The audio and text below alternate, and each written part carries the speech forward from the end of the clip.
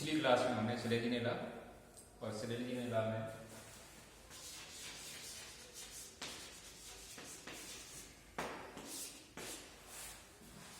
में किस तरह से मेगास्पोर और मेगास्पोर से डेवलपमेंट ऑफ फीमेल गेंडों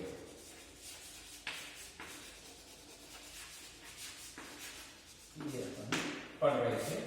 मेगास्पोर होता है, उसमें डिवीजन होकर के किस तरह से विभाजित होकर के और फीमेल गैमेटोफाइट का डेवलपमेंट होता है और उसमें फिर आगे चल करके आर्चिगोनिया बनती। तो हमने देखा था कि मेगास्पोर बाइलेयर्ड एक संरचना है, एक्साइन टाइम, कहीं कहीं पर ये 3 लेयर्ड भी हो सकती है, मीजोस्पोर, एक्सोस्पोर, एंडोस्पोर, और यूनिसेल्युलर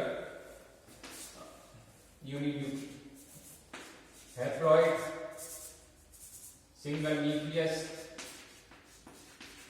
और इसके अंदर ये ग्रेनुलर साइटोप्लाज्म भरा रहता है और reserve food, oil droplets, fats वगैरह इसमें पाए जाते हैं।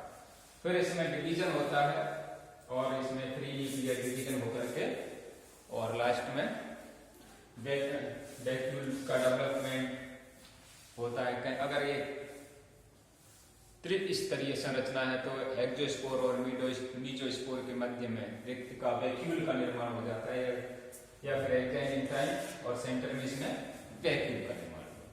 उसके बाद यहाँ पर 3 न्यूक्लियर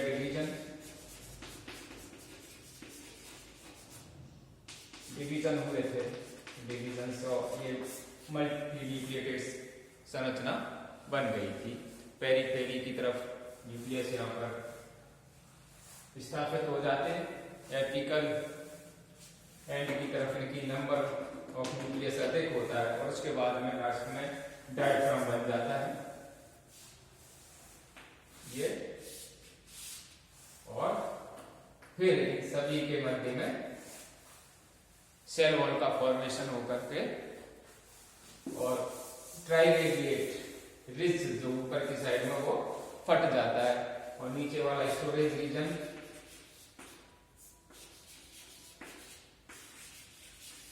और ऊपर वाला जो रिप्रोडक्टिव रीजन कहलाता है। फिर इसकी सेल्स अपर जो रीजन है वहां पर एंथ्रोजॉइड्स का विकास हुआ था और कुछ सेल आर्चिगोनियल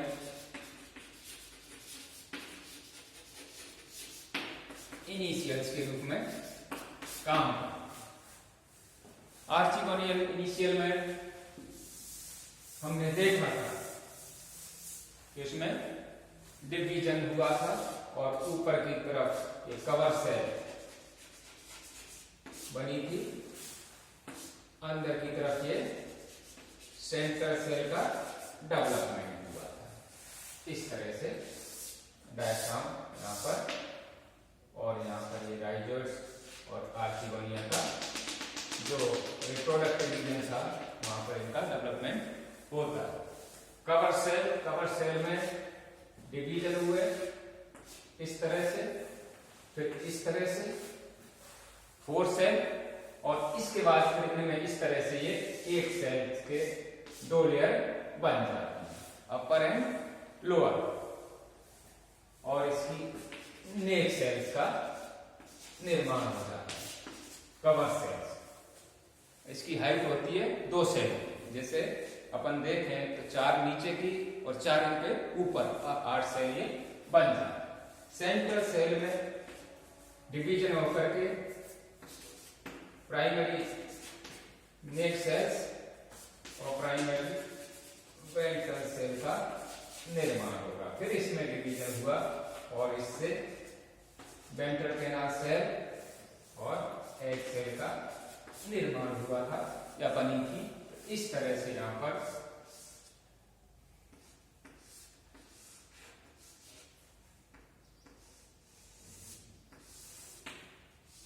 नेक सेल, वेंट्रल सेल और ये एग और बाकी ये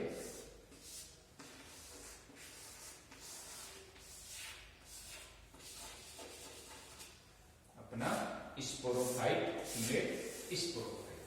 तो यहाँ पर जब आर्चिगोनिया में हमने देखा था तो इसकी जो नेक की हाइट होती है वो 2 सेल की होती है और इसमें एक नेक कैनाल सेल, एक वेंट्रल कैनाल सेल और एक एग सेल पाई जाती। तो यहां तक ये फीमेल गैमेटोफाइट। नेक्स्ट इसमें फिर फर्टिलाइजेशन में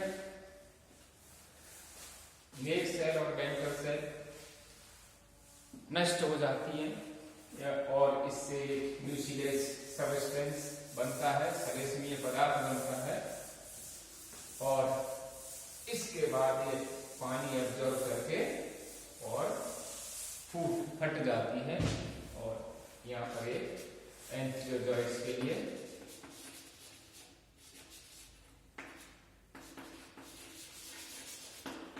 मार्ग ऐसे बन जाता। ये एंथियोजॉइड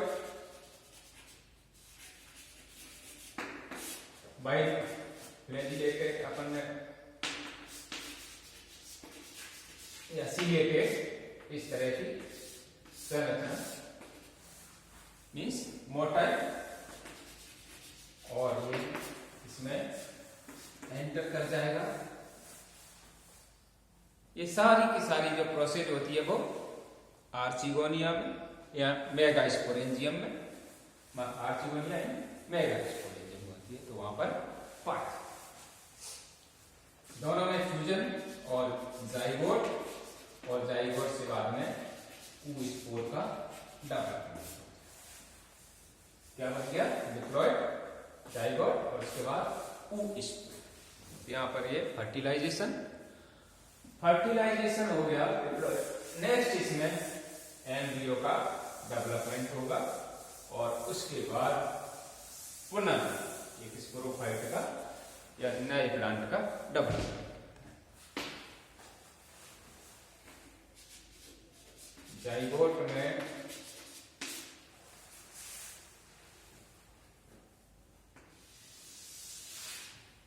इस तरह से ये जाइगोट और फिर इसमें इस तरह से ये डिवीजन। ऊपर वाली सेल सस्पेंसर सेल के रूप में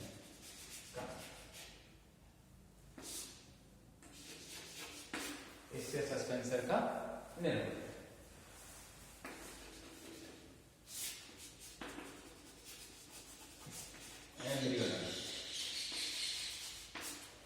इससे एम्ब्रियो बनेगा।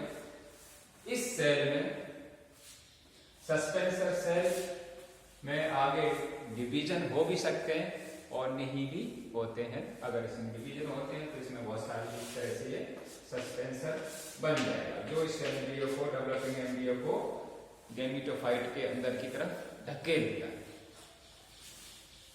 इस सेल में फिर वर्टिकल डिवीजन द्वारा इस तरह से 2 सेल बन जाएंगे। 2 सेल बनी, फिर इनमें डिवीजन हुआ और ये 4 सेल।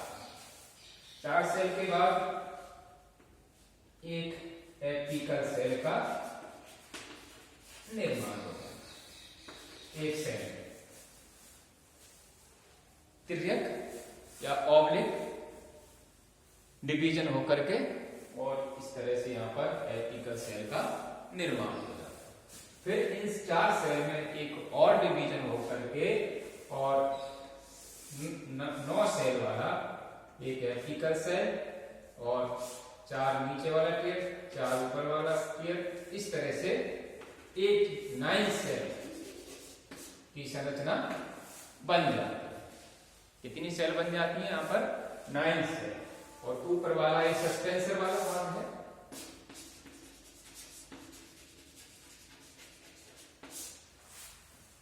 तो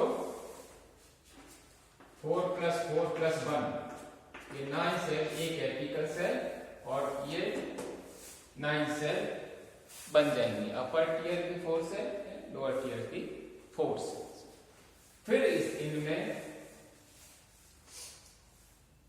लोअर पोर्शन वाला ये है, इनमें ग्रोथ होगी बहुत ज्यादा होती है बजाय ऊपर वाले की और टीयर की, और इस तरह से ये फुट के रूप में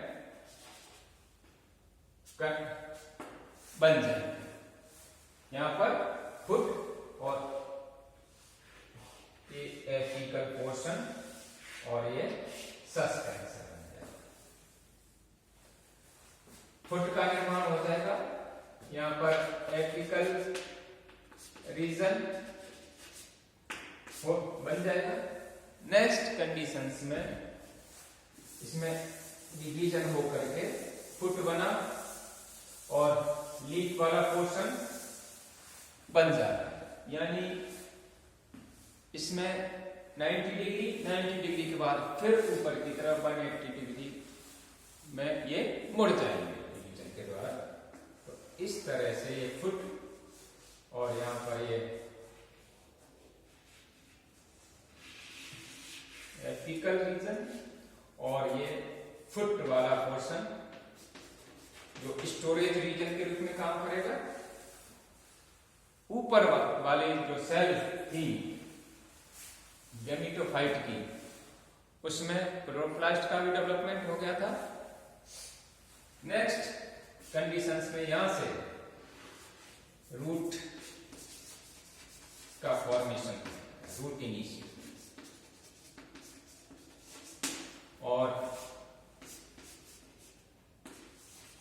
लीफ इनिशियल, यहां पर लिग्यूल और ये एपिकल रीजन या अपेक्स। तो यहां पर लीफ का फॉर्मेशन, एपिकल रीजन, यहां पर रूट और फुट। बाद में रूट से राइजोफोर बन जाते हैं और इस राइजोफोर पर रूट्स का निर्माण हो जाता है।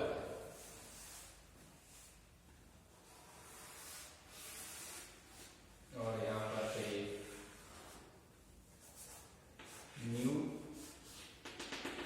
स्पोरोफाइट प्लांट, राइजोफोर और इस तरह से रूट्स, और यहाँ पर लीफ बन जाएंगे और ये न्यू प्लांट बन।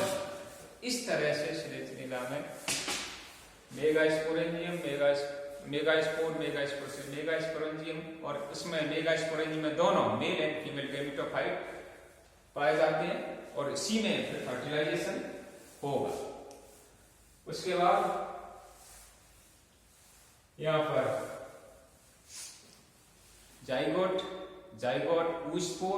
ऊस्पोर में फिर सेल्स में डिवीजन हुआ, सस्पेंसर सेल, नीचे एम्ब्रियोनल सेल्स में डिवीजन हुए, अपर टियर, लोअर टियर, ईट सेल और एक एपिकल सेल। फिर उसमें नीचे जो दूरस्थ जो सेल्स हैं नीचे वाली, उसमें डिवीजन अधिक होकर के ये मुड़ जाता है और इसमें फुट, रूट इनिशियल्स एंड एपिकल और लीफ इनिशियल्स का निर्माण हो जाता है, नए स्पोरोफाइट का डेवलपमेंट हो जाता है। तो इस तरह से मेगास्पोरेंजियम, माइक्रोस्पोरेंजियम और माइक्रोस्पोर्स मेल गैमेटोफाइट, मेगास्पोर से फीमेल गैमेटोफाइट का डेवलपमेंट होता है और अलग अलग गैमेटोफाइट का डेवलपमेंट होकर के, और फिर इसमें दोनों में फर्टिलाइजेशन होगा, एग सेल का निर्माण होता है एंथ्रोजॉइट का,